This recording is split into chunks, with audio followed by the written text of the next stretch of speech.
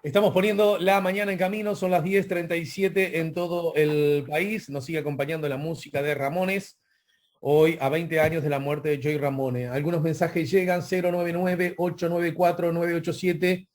Buenos días, los que piden que el Estado restrinja más la movilidad, le van a pedir al Estado que prohíba la entrada de diabéticos a las panaderías. Somos todos grandes.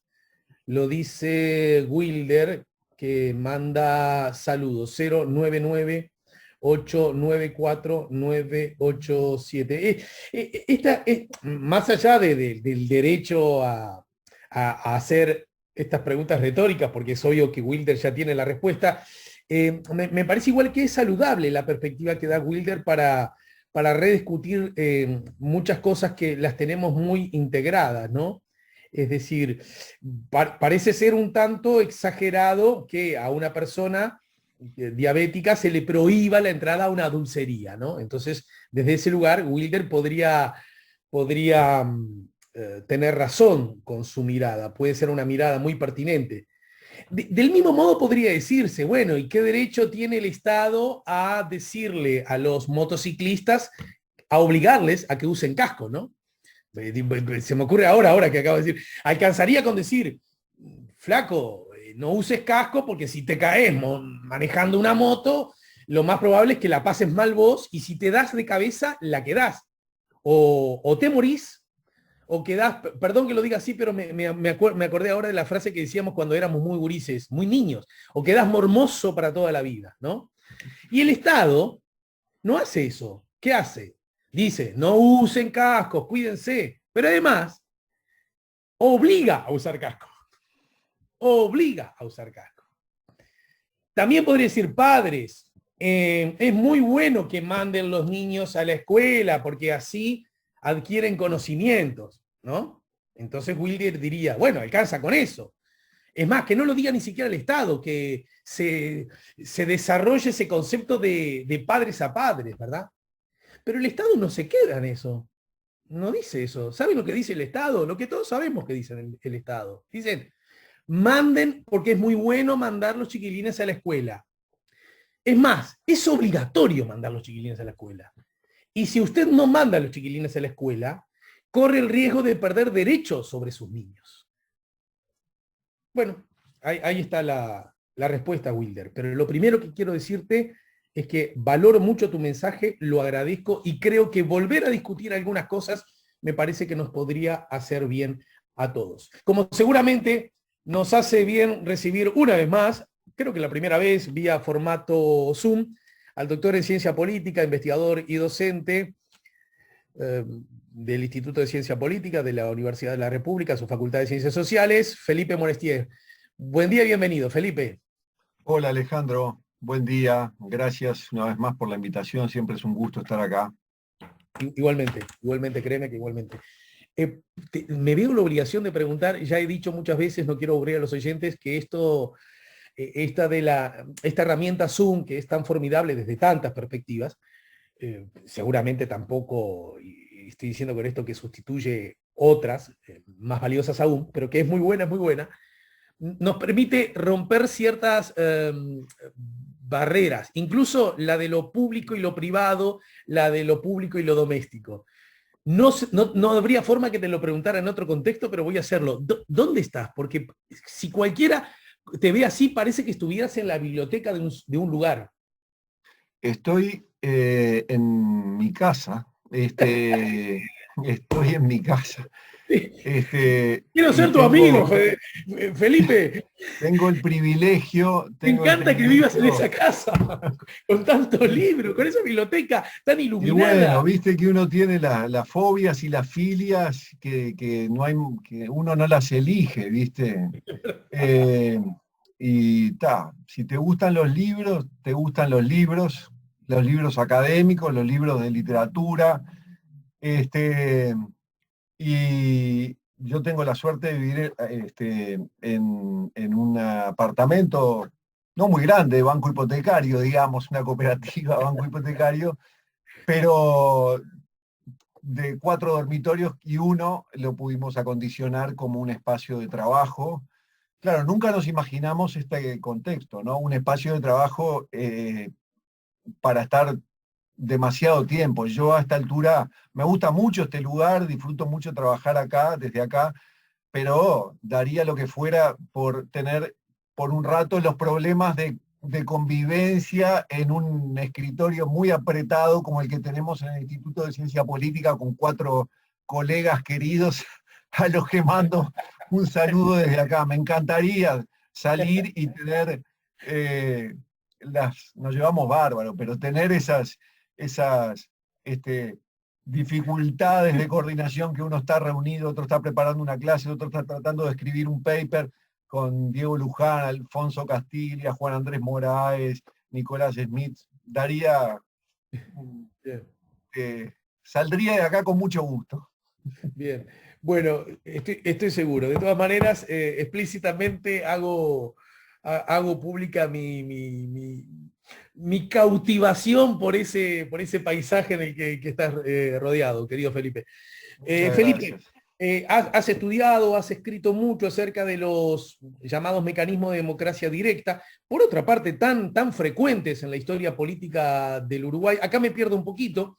Yo diría tan frecuentes desde la recuperación democrática, porque si bien hay antecedentes, no, por supuesto no he estudiado el tema, ni mucho menos comparado con tu dimensión, pero tengo la convicción que era un instrumento que tiene antecedentes, pero definitivamente mucho más pálidos, mucho más tenues, mucho menos frecuentes que los que hemos recorrido los uruguayos desde la recuperación democrática. Esto de que la gente decida sobre cosas es algo muy habitual, muy pertinente en la cultura política de los uruguayos, ¿no? Sobre esto has escrito mucho, me gustaría que hiciéramos algún comentario para ir de lo general a lo particular, y está arriba de la mesa justamente la convocatoria de un referéndum a propósito de 135 artículos de la ley de urgente consideración, y a su vez, arriba de esa mesa está la solicitud de ampliar el tiempo para la recolección de voluntades que permitan la consulta al cuerpo de la ciudadanía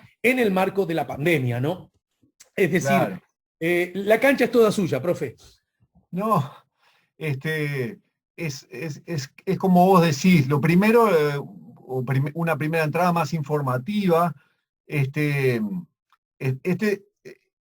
los mecanismos de democracia directa en el Uruguay se discute desde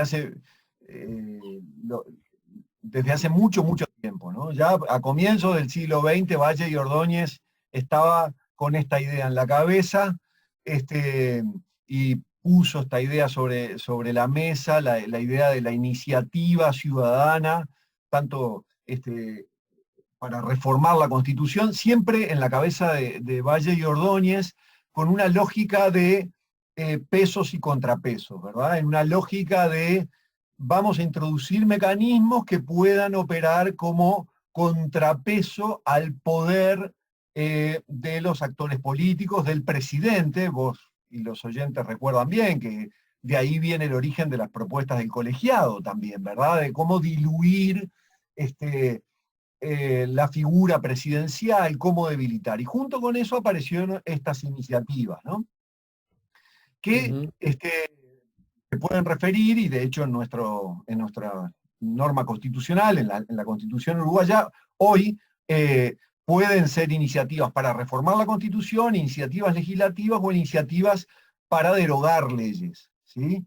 Eso es lo que está hoy contemplado, pero que se fueron incorporando lentamente a través del tiempo. Como por más que Valle y Ordóñez estaba con esta idea a principios del siglo XX, digamos, la idea de la iniciativa ciudadana, lo que llamamos los mecanismos de democracia directa desde abajo, digamos, por mecanismo de recolección de firmas,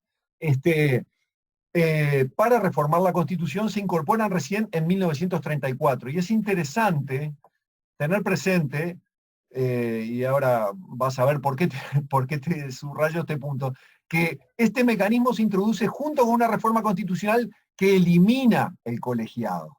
Ajá. Es decir, después del golpe de Terra se termina la primera experiencia de ejecutivo colegiado, y el constituyente, de alguna manera, uno podría decir, compensa esa concentración de poder que vuelve a la figura presidencial con la introducción de este mecanismo. Y el otro mecanismo, que es el de iniciativa legislativa o de iniciativa para derogar leyes, ¿sí?, también se introduce en una reforma constitucional, que es la del 67, que también elimina la experiencia del colegiado, la segunda experiencia colegiado, que pone fin a la segunda experiencia del colegiado que se había iniciado en el 52. Así que es muy interesante cómo estos mecanismos se meten en la Constitución con una lógica de, ok, estamos concentrando poder en el Ejecutivo, ¿sí? Vamos a introducir mecanismos que le agreguen algunos contrapesos, aparte de los mecanismos clásicos de check and balances, de pesos y contrapesos entre los poderes del Estado, digamos. Y entonces hay una larga tradición de incorporar, de que estén previstos estos derechos, y como vos bien decías, hay una tradición mucho más reciente de ejercicio efectivo de estos derechos. Porque A mí me parece, en esa misma dirección, y simplemente con el afán de aportar, recurrir al libro que vos escribiste, porque a mí, incluso en su título, hay algo, ya desde su título, tiene algo que me parece que es una premisa interesante de agregar a esta peripecia histórica. El libro, yo se los recuerdo, está editado por Claxo. A propósito, Felipe, ¿es un libro de acceso público? Libre, sí, sí, sí. Es un libro electrónico que se descarga gratuitamente en la plataforma de Claxo anda por ahí. Bien. Pero además el objeto, el cuerpo, el libro impreso también está en librerías y No existe libro impreso, no existe tal cosa. Existe como libro electrónico. Es una saludable, por un lado saludable práctica de Claxo, de que algunos claro. productos de proyectos concursables de investigación se editen en formato libro electrónico. Porque el libro, precisamente, esta investigación tuya, publicada ya hace casi Tiene 20 10 años, años ¿no? ya. Sí, 10 ¿Cuánto? años. 10. Ah, 10, perdón, exageré. Eh, claro, hasta hace casi 20 años iba la investigación, hasta el 2004, Claro, ahí está la confusión. Bueno, movimientos sociales, partidos políticos y democracia directa desde abajo, incluso está claro. entrecomillada, en Uruguay. Me parece que si andás con ganas de dedicarle algunos segundos a ese concepto desde abajo, teniendo en cuenta incluso esto que nos decís, esta especie de compensación, bueno, demasiado poder quizá al que está más arriba, bueno, en alguna manera, de algún modo estoy jugando, tirémosle alguna soga, tirémosle algún salvavidas al abajo, ¿no? Claro, es exactamente así. Es que es precisamente el carácter de que sea la originalidad en Uruguay y en otros países del mundo, no tantos, es que se contempla la posibilidad de iniciar este tipo de iniciativas, tanto de reforma constitucional, de iniciativa legislativa o de iniciativa para derogar total o parcialmente una ley, desde la ciudadanía. Porque mecanismos de democracia directa de tipo plebiscitario que se pueden promover desde arriba, digamos, que el propio sistema político, poder ejecutivo, legislativo, puede tomar la iniciativa. Eso es bastante frecuente. Claro. Eso es bastante frecuente. Digamos, donde entra esta idea de pesos y contrapesos es en la idea de que sean los ciudadanos, lo cual genera una tensión, ¿verdad? Porque, digamos, estamos combinando un componente de democracia representativa con un componente de democracia directa. Y esto se discute mucho, pros y contras de la introducción de este tipo de mecanismos, ¿verdad? Entonces, precisamente el hecho de que sea desde abajo, ahí es donde está la idea, ahí es donde se recoge la idea de, bueno, vamos a consagrar con rango constitucional, es decir, es un derecho político igual, de estatus exactamente igual al resto de los derechos políticos de que disfrutamos los ciudadanos, ¿sí? Exactamente del mismo estatus, el derecho de interponer este tipo de recursos y de ir ni más ni menos contra la decisión tomada por un órgano representativo, como puede ser el Poder Legislativo. Entonces, ahí está la clave.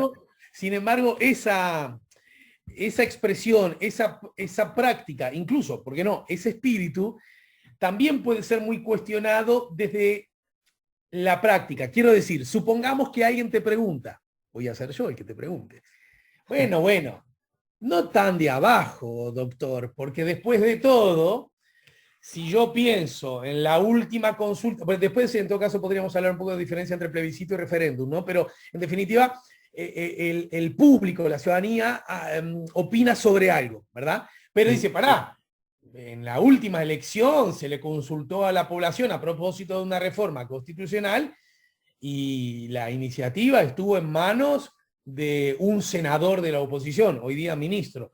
5 años atrás había ocurrido lo mismo y la iniciativa había estado en el senador Bordaberry con fuertes ambiciones, legítimas de ella, de ser presidente de la República.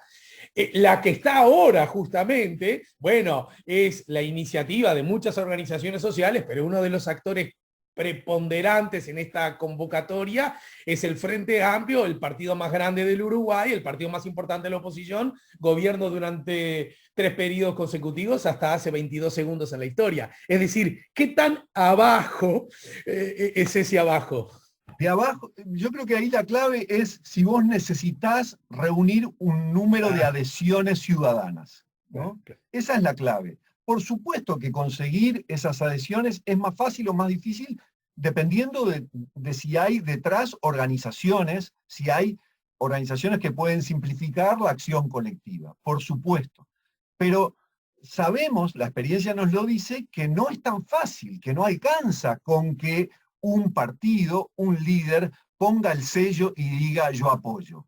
Para que estas iniciativas tengan éxito, ya no para que se lleguen a ser aprobadas, para que lleguen a la instancia de consulta a la ciudadanía, vos requerís una organización y un trabajo de tipo capilar, digamos, en la base, en el territorio, sin un músculo de gente, de ciudadanía trabajando, estos proyectos son virtualmente imposibles. Y esa es la diferencia, eso es lo que hace que sea desde abajo.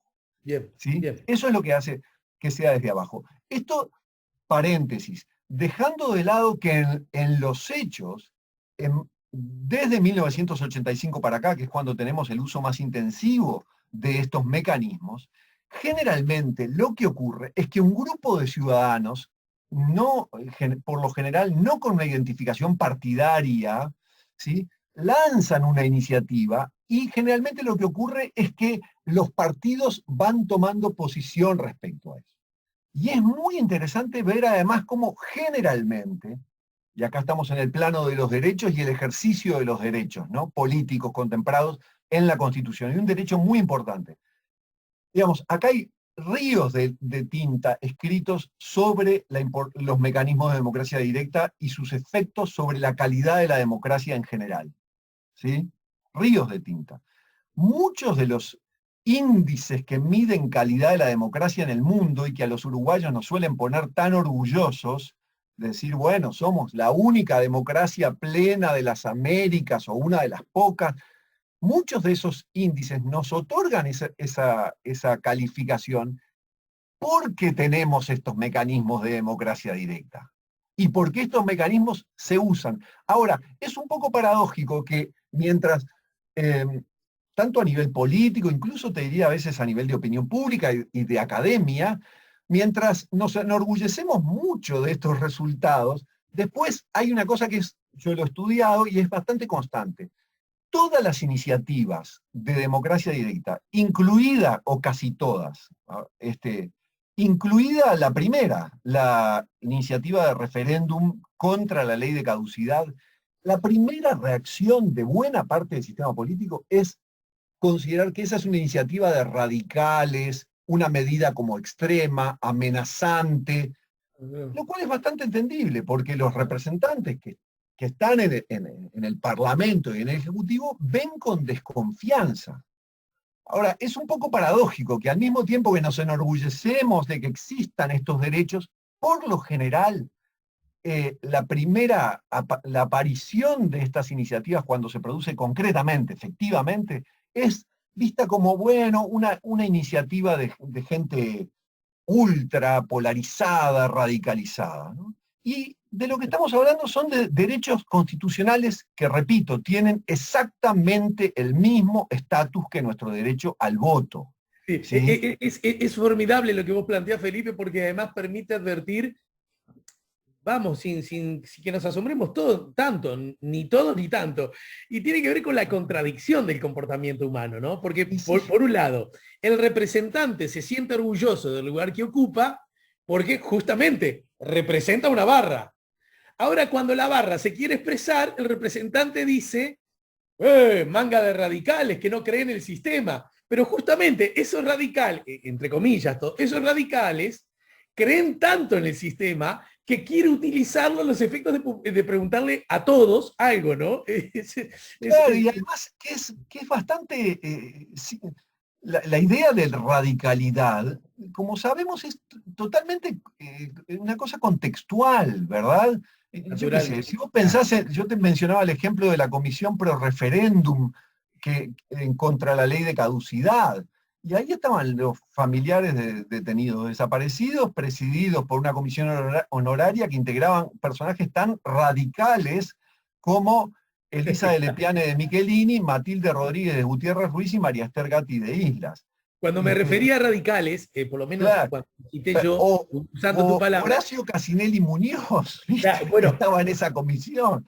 Radical como admitiendo que justamente lo elástico que resulta el adjetivo y lo presionado que es por vectores vinculados al tiempo, al espacio, al... Claro. Radical como adjetivo, que a veces se usa como sustantivo, Sí. de persona o grupo que asistémica, que no cree en el sistema. Entonces, yo cuando me plantean eso, digo, pero el que no cree en el sistema, en todo caso, no apelaría al sistema para cambiar algo. Totalmente, insisto, es un derecho político de la Constitución, no dice, y además pusimos esto que es un derecho político de segundo orden. Es un derecho político igual. Bien. Igual a todos los... Apoyémonos en esto último, porque tengo miedo que se nos vaya demasiado el tiempo y el Zoom, que lo elegíamos tanto en el arranque, tiene el problema de que, bueno, llega un momento que hay que cortarlo, ¿no? Sí.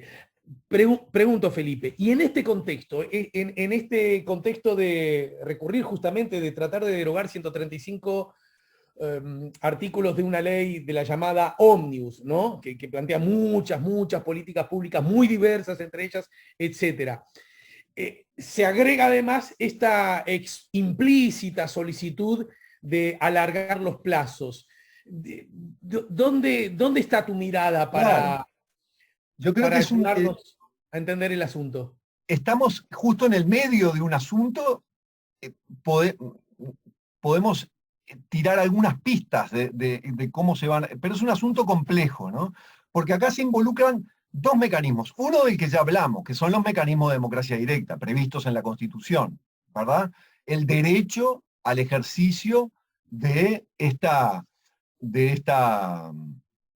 derecho político,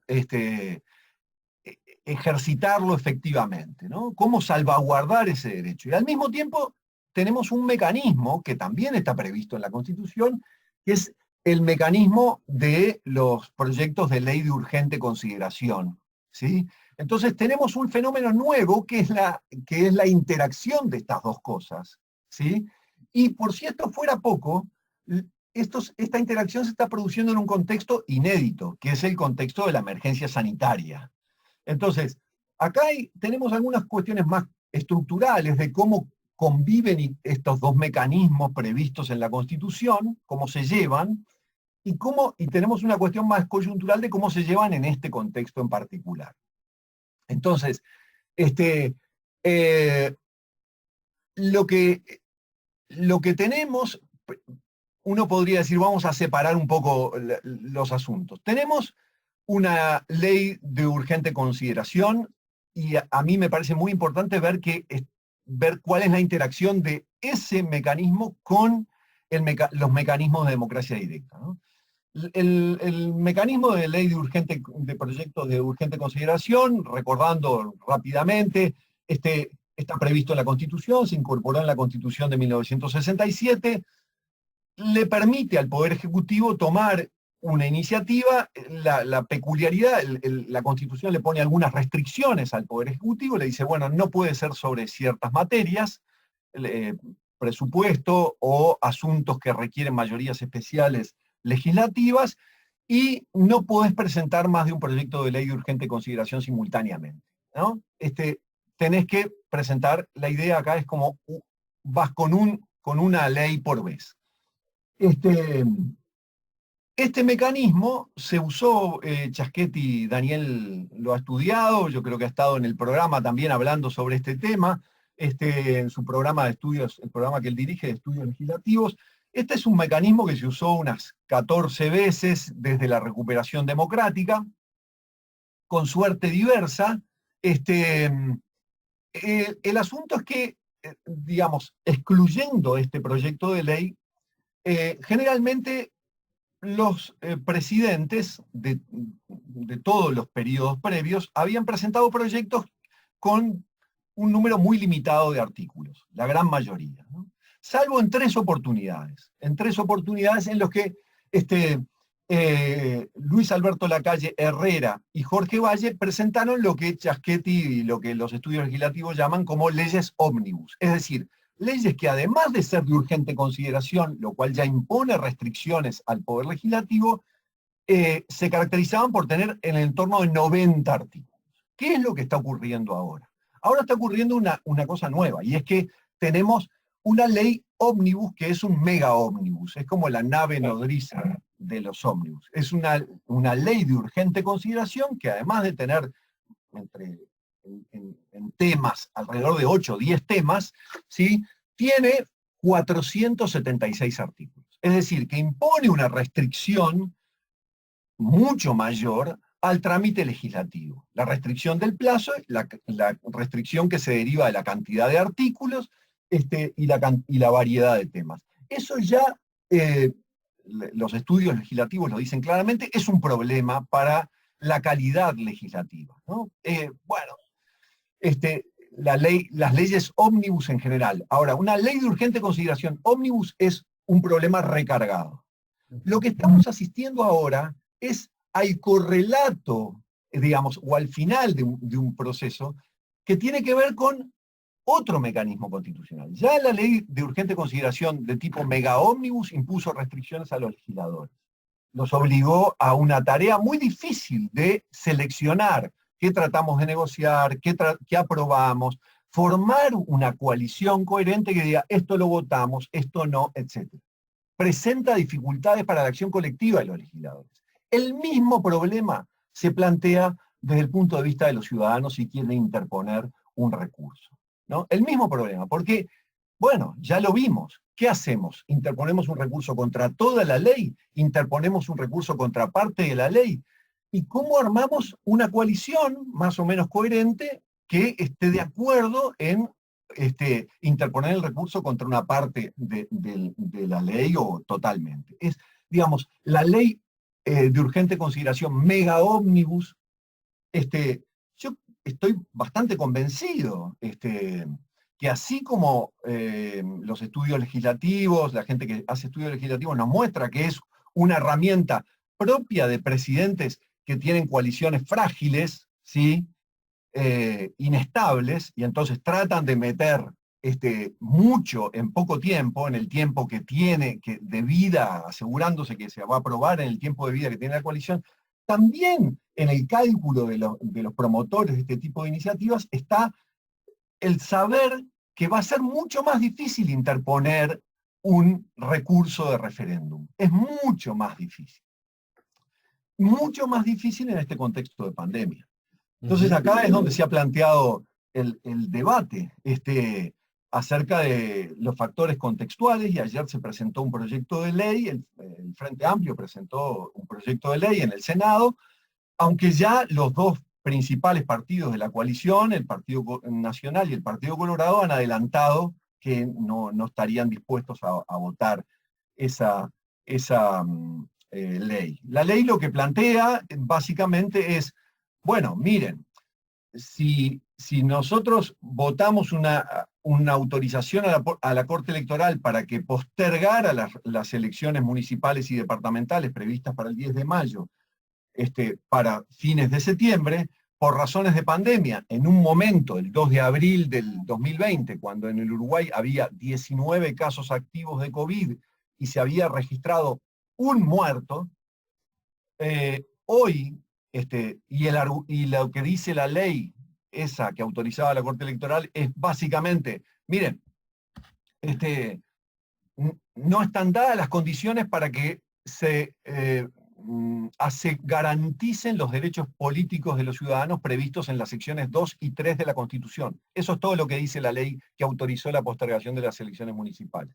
No están dadas las condiciones, porque no se trata solamente del acto electoral, no se trata del riesgo de que la gente se concentre el día, se trata de todas las actividades asociadas a una campaña electoral, a la actividad política, al ejercicio de los derechos políticos. Eso es lo que está comprometido por una situación de pandemia.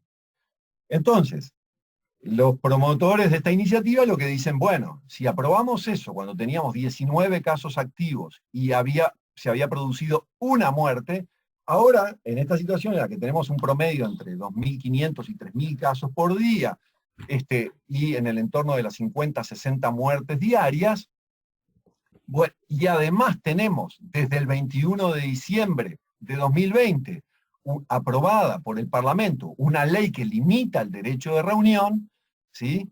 Y que autoriza al Poder Ejecutivo a disolver aglomeraciones por razones sanitarias. Eso está vigente desde el 21 de diciembre y se aprobó por otros 90 días, el 21, 23 de marzo de este año. Bueno, entonces, hagamos que en el tiempo que están vigentes estas restricciones, ¿sí? Estas restricciones aprobadas en ese plazo no corra. ¿Para qué no corra? No corra para el plazo establecido constitucionalmente para interponer un recurso de referéndum.